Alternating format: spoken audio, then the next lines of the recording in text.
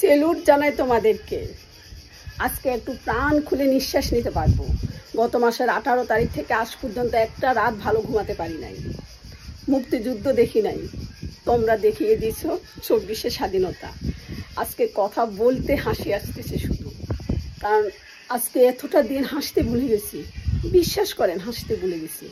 তোমরা নতুন প্রজন্ম দেখিয়ে দিচ্ছ যে কিভাবে স্বাধীনতা অর্জন করতে হয়।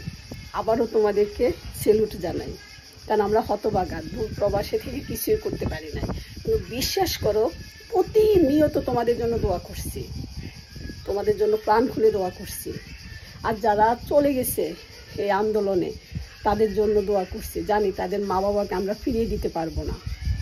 দেশ আর স্বাধীন হলো, দেশে আর সবার মুখে হাসি ফুটলো, কিন্তু যাদের বুক খালি হলো, তাদের বুকটা আমরা ভরাট করে দিতে পারবো না।